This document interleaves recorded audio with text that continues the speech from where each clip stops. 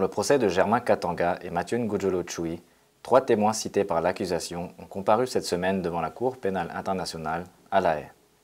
Le témoin 159 a fini son témoignage en début de semaine. Ce fut ensuite au tour du témoin 418, M. Éric Baccar, puis du témoin 373, M. Jean-Claude Renaud, de faire leurs dépositions respectives. Tous deux ont témoigné sans mesure de protection. Éric Baccar, médecin légiste, exerce actuellement les fonctions de coordinateur des activités médico-légales au bureau du procureur de la CPI. Il a témoigné en qualité de témoin expert au sujet de 3 de ses rapports d'expertise médico-légale constatant des blessures subies par 3 personnes qui auraient été victimes de l'attaque de Bogoro en février 2003. Le témoin a également commenté des images de l'Institut de Bogoro qui ont été réalisées lors de missions auxquelles il avait participé en 2007 et en 2009. Il a été interrogé par Gilles Dutertre, substitut du procureur. Donc au total, pour ces 3 patients, aucune donnée médicale ne vient contredire leur version quant à l'origine de leurs blessures et de leurs cicatrices. On peut résumer ça comme ça, monsieur le témoin. Expert. Effectivement, une telle formulation est tout à fait objective sur le plan scientifique.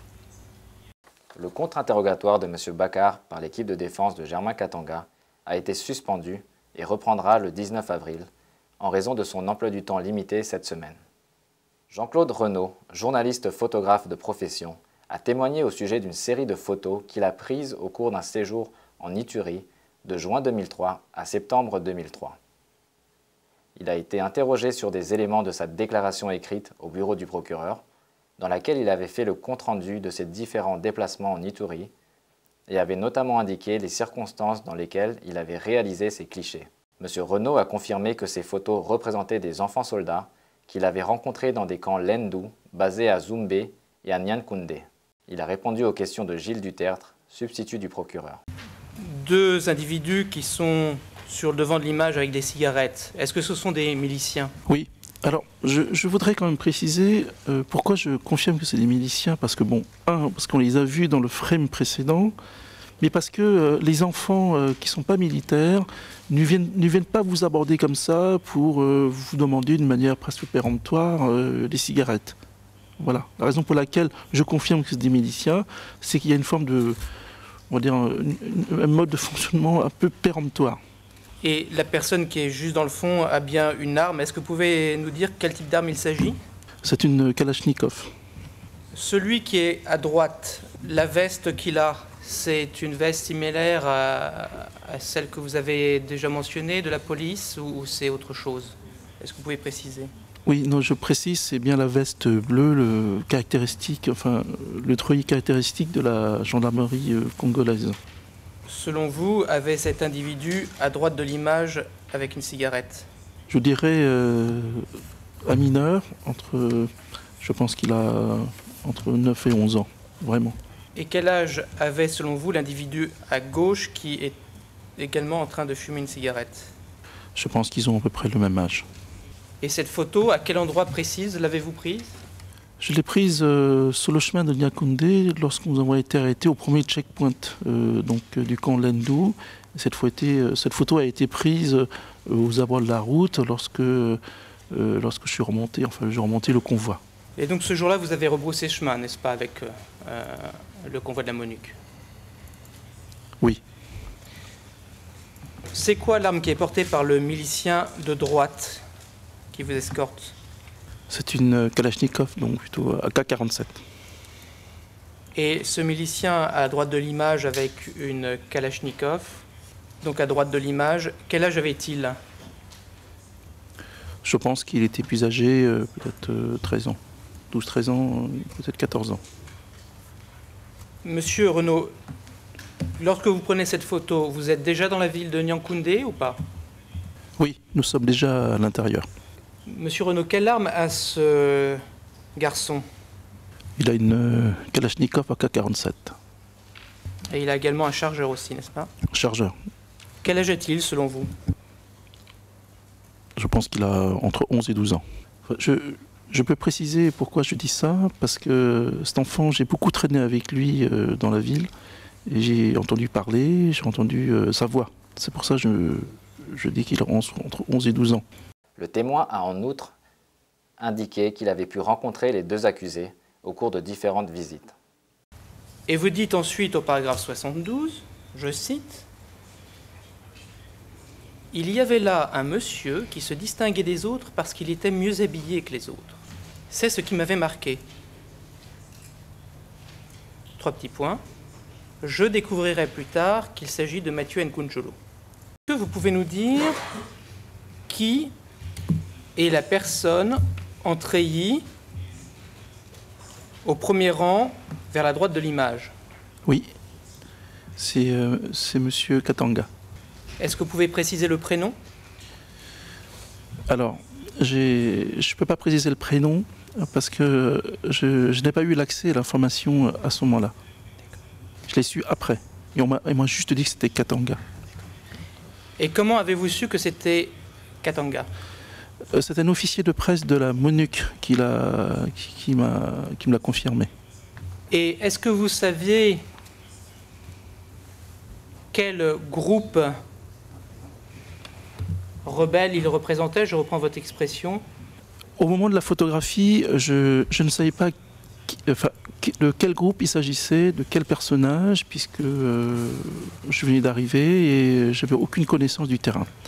C'est qu'après, lorsque j'ai posé la question à l'officier de presse de la MONUC, c'est lui qui m'a dit que c'était donc Katanga et que c'était le commandant des FRPI. Voilà.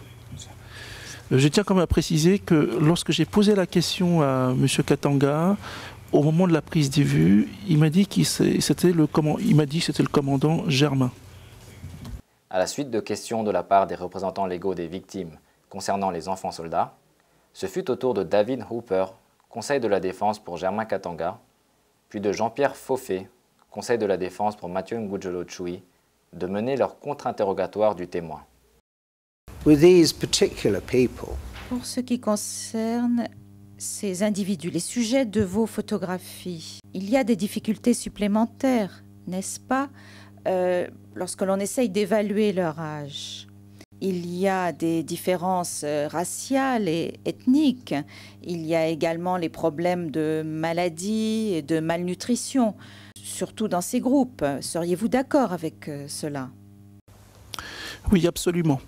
Je vois très bien où votre question va en venir. Effectivement, il y a des critères de malnutrition qui peuvent faire croire que un adulte, ou du moins un adolescent, a un retard de croissance. Ça, je suis d'accord avec vous là-dessus. Mais comme je l'ai dit précédemment, le sujet que je choisis de photographier, je m'en approche. C'est-à-dire que je vais passer un certain temps avec lui. Donc mon appréciation, avec le temps où je passe avec lui, devient plus ou moins, je dis bien plus ou moins parce que je confesse que parfois on peut se tromper, mais deviennent objectives.